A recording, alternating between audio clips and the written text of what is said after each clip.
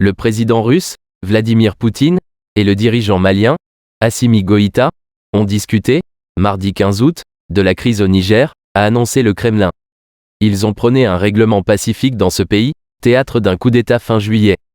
De leur côté, les chefs d'état-major de la Communauté des États d'Afrique de l'Ouest, CEDEAO, se réuniront jeudi 17 et vendredi 18 août au Ghana. L'entretien téléphonique entre Vladimir Poutine et Assimi Goïta s'est tenu, à l'initiative malienne. Durant celui-ci, les deux dirigeants ont souligné l'importance de régler la situation autour de la République du Niger uniquement par des moyens pacifiques politico-diplomatiques, a précisé la présidence russe dans un communiqué.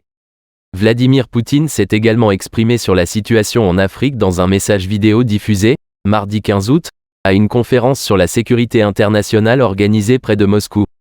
Dans ce message, il a accusé les États-Unis et leurs alliés d'avoir entraîné la destruction de l'État libyen avec leur intervention militaire en 2011.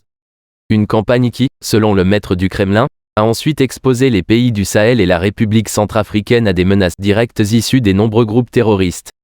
Le ministre russe de la Défense, Sergueï Shoïgu, a pour sa part accusé l'Occident de maintenir des foyers de conflit sur le continent africain afin de profiter des ressources naturelles de ses anciennes colonies. Une multitude de groupes antigouvernementaux et terroristes sont utilisés à ces fins, a-t-il affirmé. Par ailleurs, il a assuré que le ministère russe de la Défense allait continuer à renforcer sa coopération dans le domaine militaire et technique avec les pays d'Afrique. Il a aussi qualifié la lutte contre le néocolonialisme et la menace terroriste de fondement de la coopération entre Moscou et les pays africains. Le coup de fil entre Vladimir Poutine et Assimi Goïta intervient alors que la Communauté des États d'Afrique de l'Ouest, CEDEAO, a donné la semaine dernière son feu vert à une intervention armée contre les putschistes au Niger. Si elle continue de privilégier la voie du dialogue, elle a toutefois activé sa « force en attente ». Réunion pour évoquer une éventuelle intervention militaire en outre, les chefs d'état-major de la CEDEAO se réuniront finalement les jeudis 17 et vendredi 18 août au Ghana pour évoquer une possible intervention militaire au Niger, selon une source militaire régionale.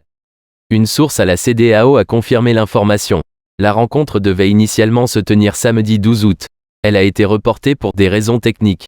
L'idée d'une intervention militaire divise des voix politiques, religieuses et de la société civile s'élève ainsi dans le nord du Nigeria, qui craignent de graves conséquences dans leur pays et dans la région du Sahel meurtrie par les violences djihadistes. Après avoir refusé plusieurs médiations de la CEDEAO, le régime militaire nigérien a accueilli samedi une délégation de chefs religieux nigérians. À la suite de cette rencontre, le Premier ministre nommé par les militaires, Ali Mahaman Lamine Zein, a mis en avant un grand intérêt du Niger à préserver une relation importante et historique avec le Nigeria et la CEDEAO.